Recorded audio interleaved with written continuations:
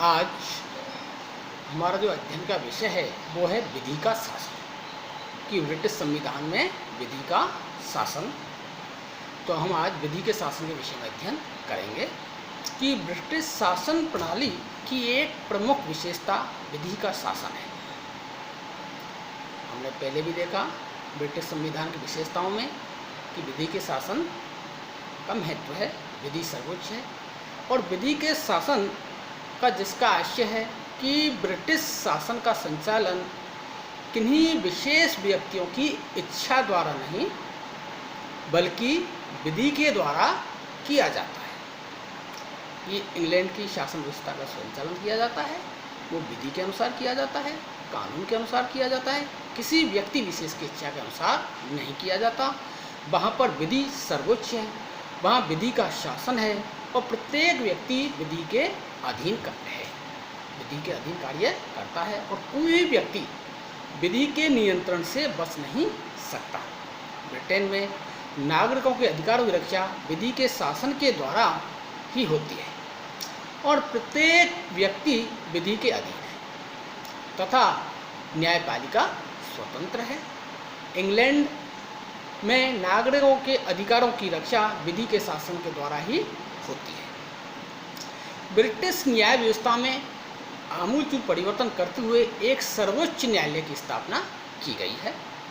संवैधानिक सुधार अधिनियम 2005 के द्वारा ब्रिटिश न्याय व्यवस्था में व्यापक परिवर्तन कर एक सर्वोच्च न्यायालय की स्थापना की गई है कि 2005 से पहले वहाँ एक स्वतंत्र सर्वोच्च न्यायालय नहीं था, लेकिन संवैधानिक सुधार अधिनियम जो 2005 ईस्वी में आया उसके द्वारा ब्रिटेन में एक स्वतंत्र सर्वोच्च न्यायालय की स्थापना की गई, सर्वोच्च न्यायालय की स्थापना की गई है। और संवैधानिक सुधार अधिनियम 2005 का सबसे प्रमुख लक्षण व्यवस्थापिका और कार्यपालिका से पृथक अस्तित्व वाली न्यायपालिका की स्थापना और न्यायपालिका की स्वतंत्रता हेतु संवैधानिक व्यवस्था की एक स्वतंत्र न्यायपालिका की स्थापना की है जो कार्यपालिका और व्यवस्थापिका से अलग है और उसकी स्वतंत्रता के लिए संवैधानिक प्रावधान भी किए गए हैं। और संवैधानिक सुधार कानून 2005 ईस्वी के पूर्व ब्रिटेन में न्यायपालिका, व्यवस्थापिका और कार्यपालिका से सिद्धांत पृथक नहीं थी, अलग नहीं थी, उससे के साथ ही जुड़ी हुई थी। ब्रिटिश संसद के द्वितीय सदन, लॉर्ड सभा का अध्यक्ष, लॉर्ड चांसलर और न्यायिक लॉर्ड ब्रिटेन के सर्वोच्च अपीलीय न्यायालय के रूप में कार्य करते थे। कब? 2005 से पहले। इस प्रकार लॉर्ड चांसलर, व्यवस्थापिका, कार्यपालिका और न्यायपालिका तीनों का अंग का सदस्य होता था। लेकिन अब सर्वोच्च न्यायालय और अन्य न्यायालयों की स्थापना की गई है जो व्यवस्थापिका और कार्यपालिका से पूर्णतः मुक्त हो गए। इस प्रकार एक सर्वोच्च न्यायालय है जो व्यक्ति के अधिकारों की रक्षा का कार्य करता है, विधि का शासन है। और विधि के शासन की अवधारणा की व्याख्या करने वाले विद्वानों में डायसी, जेनिंग्स का नाम उल्लेखनीय है, महत्वपूर्ण है। इन विचारकों ने और भी विचारक हैं, लेकिन डायसी और जेनिंग्स ने विधि के शासन की बहुत उत्कृष्ट और सर्वोच्च व्याख्या की है। और डायसी के अनुसार देखें तो विधि के शासन से तात्पर्य केवल यही नहीं है कि हम में कोई व्यक्ति विधि से ऊपर नहीं है, परंतु यह भी है कि प्रत्येक व्यक्ति, चाहे उसका पद या उसकी अवस्था कुछ भी हो, राज्य की साधारण विधि के अधीन है और साधारण न्यायालयों के क्षेत्राधिकार के अंतर्गत है। ये बात डायसी ने विधि के शासन के बारे में कही है। और डायसी ने अपनी प्रसिद्ध रचना, अपनी प्रसिद्ध पुस्तक संविधान की विधि अर्थात लॉ ऑफ द कॉन्स्टिट्यूशंस में विधि के शासन के 3 पक्षों पर प्रकाश डाला है और पक्षों को डाला है।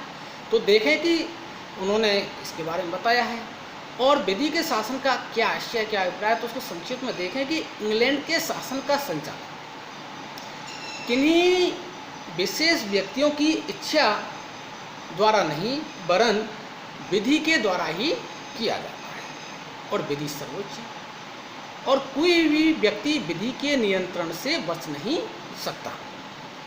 उच्चतम स्तर के व्यक्ति से लेकर निचले स्तर के व्यक्ति तक सभी विधि के सम्मुख समान है, विधि के सामने समान है, विधि के समक्ष समान है। विधि के शासन में निरंकुश विशेषाधिकारों और सरकारी मनमानेपन के लिए कोई स्थान नहीं है। यह है विधि के शासन का अभिप्राय कि डायसी ने अपनी प्रसिद्ध रचना लॉ ऑफ द कॉन्स्टिट्यूशन में विधि के शासन के बारे में बताया है, और ब्रिटेन में विधि के शासन की डायसी ने संविधान का प्रमुख अंग माना है। हमने पहले भी अध्ययन किया था, ब्रिटिश संविधान की विशेषताओं के अंतर्गत विधि के शासन महत्व दिया गया है, और इसी प्रकार से डायसी ने कहा है कि विधि का शासन ब्रिटिश संविधान का एक अंग है। और डायसी ने विधि के शासन की बारे में कुछ विशेषता बताई है। देखें कि डायसी के अनुसार कि विधि की सर्वोच्चता, कि ब्रिटेन में विधि का सर्वोपरि स्थान है, विधि सबसे ऊपर है और सब विधि के अधीन है। विधि से ऊपर कोई नहीं है, सबसे ऊपर कौन है? विधि है, कानून है। और सरकारी अधिकारियों को विधि के द्वारा निर्धारित सीमाओं के अंतर्गत कार्य करना पड़ता है कि जो भी सरकारी अधिकारी हैं, बेसरकारी अधिकारी अपनी इच्छा से कुछ नहीं कर सकते, वो विधि के सीमा में निर्धारित विधि की सीमाओं के अंतर्गत रहते हुए कार्य करते हैं। उनके द्वारा मनमाने तरीके से अपनी शक्तियों का प्रयोग नहीं किया जा सकता। ये बात डायसी ने कही है। कोई भी सरकारी अधिकारी उनको प्रदान की गई शक्तियों के अधीन रहकर ही कार्य करता है, उससे बाहर जाकर कार्य नहीं कर सकता। कोई व्यक्ति विधि से ऊपर नहीं है, सब विधि के अधीन है, सब व्यक्ति विधि के अधीन रहकर कार्य करते हैं। और सभी नागरिकों के लिए एक ही प्रकार की विधि और एक ही प्रकार के न्यायालय हैं। कि डायसी के विधि के शासन का अर्थ विधि के समक्ष समानता भी है। और इंग्लैंड में फ्रांस की तरह प्रशासनिक न्यायालय नहीं है। जिस प्रकार से फ्रांस में प्रशासनिक न्यायालय है, उस प्रकार से इंग्लैंड में प्रशासनिक न्यायालय नहीं है, एक ही प्रकार के न्यायालय हैं। फ्रांस के किसी सरकारी कर्मचारी ने यदि कानून के विरुद्ध कोई कार्य किया है तो उसका निर्णय प्रशासनिक विधि के तहत प्रशासनिक न्यायालयों में किया जाता है। जबकि ब्रिटेन में सभी मुकदमे एक ही तरह के न्यायालयों में चलाए जाते हैं। सभी व्यक्ति चाहे उन्हें कोई भी पद या स्थिति प्राप्त क्यों न हो, विधि की दृष्टि में समान है, सब विधि के समक्ष समान है, सबके लिए एक प्रकार की विधि है, एक प्रकार के न्यायालय हैं। ब्रिटेन में सभी नागरिकों के लिए एक ही प्रकार विधि तथा एक प्रकार के न्यायालय की स्थापना की गई है। वहाँ प्रत्येक व्यक्ति राज्य के साधारण कानून के अधीन है और न्यायालयों की न्याय क्षेत्र के अंतर्गत है। और देखें तो डायसी के अनुसार यह अपवाद भी इसलिए है क्योंकि सम्राट की उन्होंने कहा है डायसी के अनुसार कि हमारे लिए प्रधानमंत्री से लेकर एक सिपाही या कर वसूल करने वाले तक प्रत्येक कर्मचारी का दायित्व है, प्रत्येक ऐसे कार्य के लिए जो कानून के अंतर्गत मान्य हो, उतने ही है जितना किसी साधारण नागरिक का होता है। केवल सम्राट ही इसका अपवाद है। अब सम्राट अपवाद क्यों है? क्योंकि प्राय यह कहा जाता है कि सम्राट कभी कोई गलती नहीं करता। और डायसी के अनुसार यह अपवाद भी इसलिए है क्योंकि सम्राट प्रधानमंत्री व उसके मंत्रिमंडल के परामर्श से कार्य करता है। सम्राट जो भी कार्य करता है वो उसके मंत्रिमंडल और प्रधानमंत्री उसके परामर्श के अनुसार कार्य करता है। और मंत्रिमंडल देश के सामान्य कानून व विधि के अधीन है। जो मंत्रिमंडल है, प्रधानमंत्री है, वो विधि के अधीन है, उससे ऊपर नहीं है, विधि से ऊपर नहीं है। विधि का शासन कानूनी समानता स्थापित करता है कि ब्रिटेन में विधि का शासन है वो कानूनी समानता स्थापित करता है। सभी नागरिक चाहे वे साधारण व्यक्ति हो या सरकारी कर्मचारी अधिकारी, सब देश के सामान्य कानून के अधीन है और उन पर लगाए गए आरोपों की सुनवाई साधारण न्यायालयों द्वारा ही की जाती है। और विधि का शासन व्यक्तियों के अधिकारों का रक्षक होता है। ये बात डायसी ने कही है कि जो विधि का शासन है वह विधि का शासन व्यक्ति के अधिकारों की रक्षा करता है, उसका संरक्षण करता है। और ब्रिटेन में संविधान नागरिकों को मूल अधिकारों की लिखित गारंटी नहीं देता। कि हमने पहले भी अध्ययन किया कि ब्रिटेन का संविधान विश्व का एकमात्र लिखित संविधान है और उसमें लिखित रूप में व्यक्ति के कोई मौलिक अधिकारों का स्पष्ट उल्लेख नहीं किया गया है। जिस प्रकार भारत व अमेरिका के संविधान में व्यक्ति के मूल अधिकारों की व्यवस्था की गई है कि भारत और अमेरिका के जो संविधान में उन संविधानों में मूल अधिकारों की स्पष्ट रूप से व्याख्या कर दी गई है। भारत के संविधान में देखें तो भाग 3 के अनुच्छेद 12 से 30 तक तथा 32 से 35 तक में व्यक्ति के मूल अधिकारों के संबंध में उल्लेख किया गया है।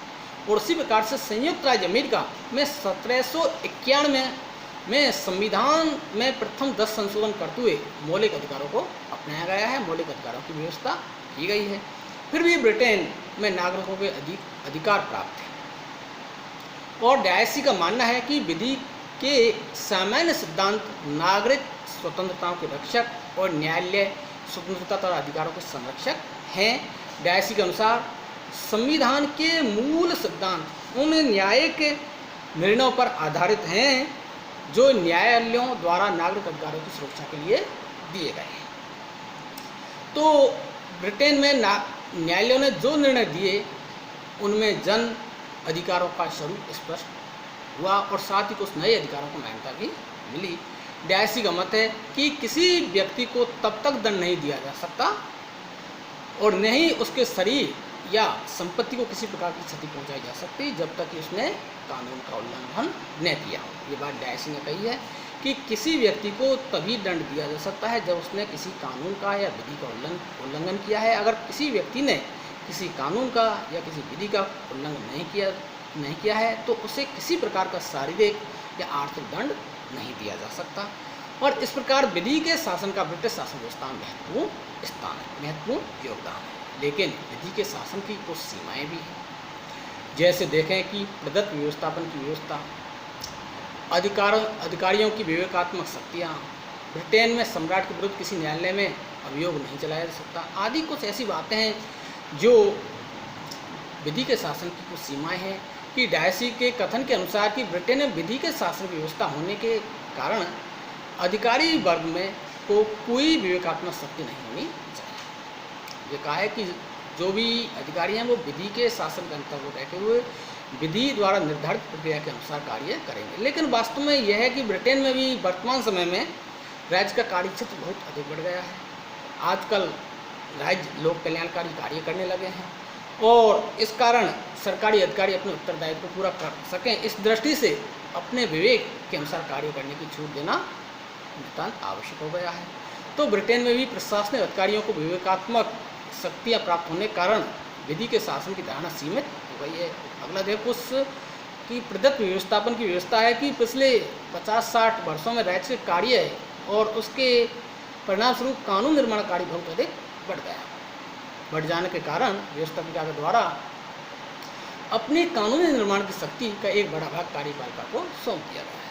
कि आजकल राज्य का कार्य क्षेत्र बहुत ज़्यादा बढ़ गया है और कार्य क्षेत्र बहुत ज़्यादा बढ़ जाने के कारण व्यवस्थापिका के पास इतना समय नहीं होता कि वो हर छोटी छोटी चीज़ों पर बारीकी से अध्ययन कर सके। तो ऐसी स्थिति में वह व्यवस्थापिका के द्वारा अपने कानून निर्माण की शक्ति का एक बड़ा भाग कार्यपालिका को सौंप दिया गया है, जिसे प्रदत्त व्यवस्थापन कहते हैं। और यह प्रदत्त व्यवस्थापन की भी विधि के शासन को सीमित ही करता है, क्योंकि डायसी द्वारा जो प्रतिपादित विधि के शासन का अर्थ यह है कि प्रशासन का प्रत्येक कार्य या तो सामान्य कानून अथवा संसदीय कानून द्वारा ही अधिकृत होता है।